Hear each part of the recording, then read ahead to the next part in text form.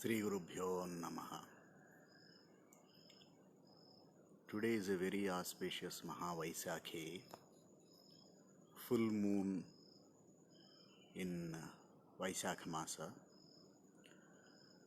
So as sun rises, Arunodaya on the east,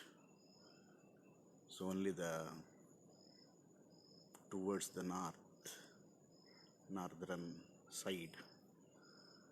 we will just quickly recite Aditya Hridayam. Birds, the nature. ततो नमः सवित्रे जगतेकचक्षुषे जगत्प्रसूतिस्थितिनाशहेतवे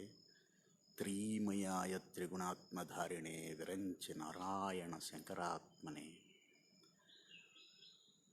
ततो युद्धपरिश्रान्तं समरे चिन्तया स्थितं रावणं चाग्रतो दृष्ट्वा युद्धाय समुपस्थितं दैवतैश्च समागम्य द्रष्टुमभ्यागतोरणम् उपागम्यात् ब्रवीद्रामम् अगस्त्यो भगवान् ऋषिः राम राम महाबाहो शृणुगुह्यं सनातनं येन सर्वानरीन् वत्स समरे विजयिष्यसि आदित्यहृदयं पुण्यं सर्वशत्रुविनाशनं जयावहं जपे नित्यम् अक्षय्यं परमं शिवम् सर्वमङ्गलमाङ्गल्यं सर्वपापप्रणाशनं चिन्ताशोकप्रशमनम् आयुर्वर्धनमुत्तमं रश्मिमन्तं समुद्यन्तं देवासुरनमस्कृतं पूजयस्व विवस्वन्तं भास्करं भुवनेश्वरं सर्वदेवात्मको ह्येष तेजस्वी रश्मिभावनः एष देवासुरगणान् लोकान् पाति गभस्तिभिः एष ब्रह्मा च विष्णुश्च शिवस्कन्धप्रजापतिः महेन्द्रो धनदत्कालो यमः सोमो ह्यपाम्पतिः पितरो वसवः साध्याः यस्विनौ मरुतौ मनुः वायुर्वह्निः प्रजाप्राणार्कर्ता प्रभाकरः आदित्यः सविता सूर्यः खगः पूषा गभस्तिमान् सुवर्णसदृशो भानुः हिरण्यरेतादिवाकरः हरिदस्वः सहस्रार्चिः सप्तसप्तिर्मरीचिमान् तिमिरोन्मथनः शम्भुस्त्वष्टा मार्ताण्ड अंशुमान्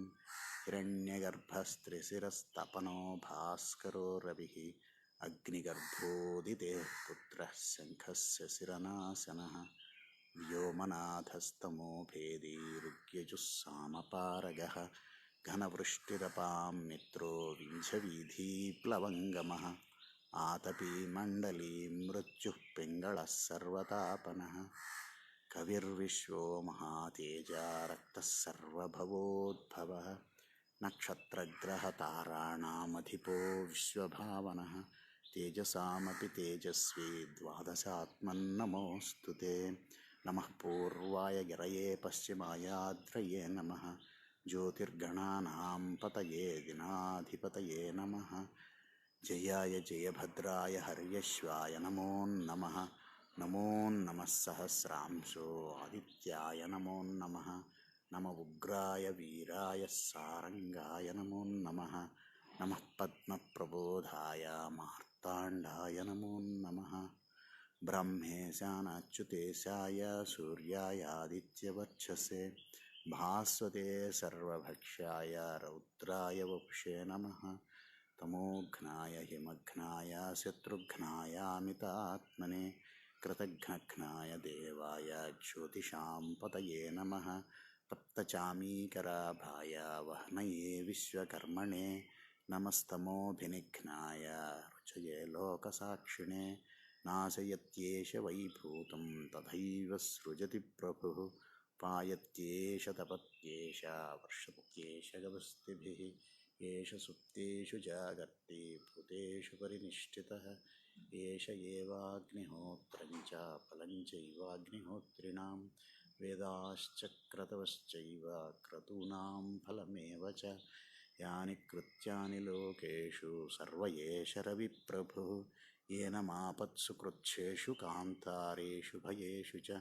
कीर्तयन् पुरुषः कश्चित् नावसीदति राघव पूजयस्वैनमेकाग्रो देवदेवं जगत्पतिम् एतत्त्रिगुणितं जप्त्वा युद्धेषु विजिष्यसि अस्मिन् क्षणे महाबाहो रावणं त्वं वधिष्यसि एवमुक्त्वा तथागस्त्यो जगाम च यथागतम्